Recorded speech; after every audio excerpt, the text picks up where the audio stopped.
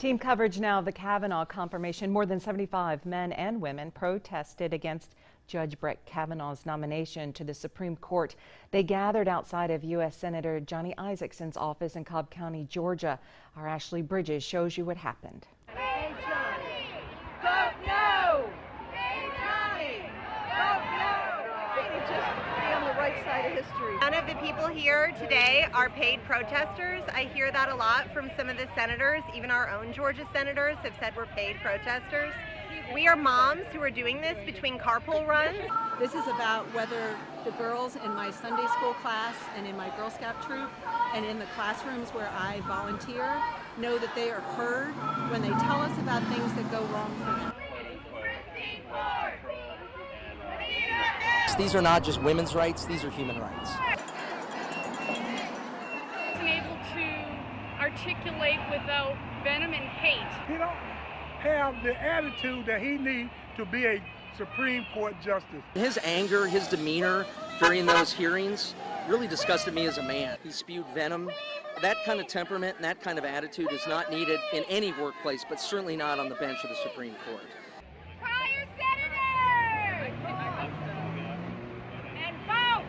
There are plenty of conservative, respected, well-experienced jurists in this country. We saw somebody who couldn't handle the pressure. We saw somebody who came forward later and told us, oh, I acted out of character.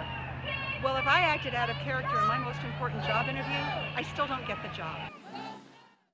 And that vote is expected this afternoon. Senator Isakson has said he will vote to confirm Kavanaugh.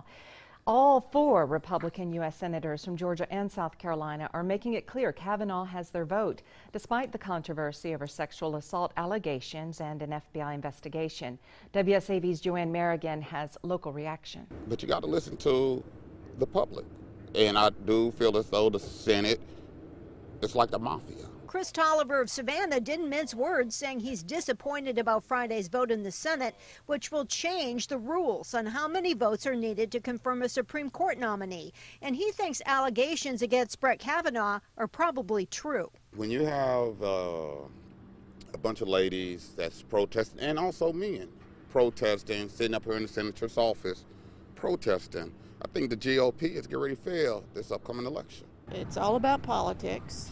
And I am in favor of Mr. Kavanaugh going to the Supreme Court. Karen Schreck saying just the opposite and supporting those in the Senate who support Kavanaugh. I think they did everything they could. You know, for the man to undergo 7 FBI investigations. That gave him a week to come up with all of that, and it was not a week. And then you didn't interview everyone on that list. So we didn't have to go far to find the kind of division that's apparent in the nation's capital. But in terms of support, Georgia Senator Johnny Isakson says he will vote to confirm and is confident Judge Kavanaugh will bring a strong commitment to the Constitution and rule of law. Senator David Perdue echoed that, saying he's reviewed the FBI report and it's time to confirm. South Carolina Senator Tim Scott says the FBI did a thorough investigation and there's nothing that corroborates the allegations. And Senator Lindsey Graham got more personal, saying he admires Kavanaugh's determination not to quit in the face of the outrageous accusations. But if and when Kavanaugh takes a seat on the highest court in the land, it won't change the landscape in Washington or maybe anywhere else. Do you think we're more divided over this than ever, or is this just one more thing? I think it's one more thing. But kind of the icing on the cake. It's been a travesty. Yesterday, the Senate voted 51-49 to move Kavanaugh's Supreme Court nomination to a final vote, which is expected to take place later today.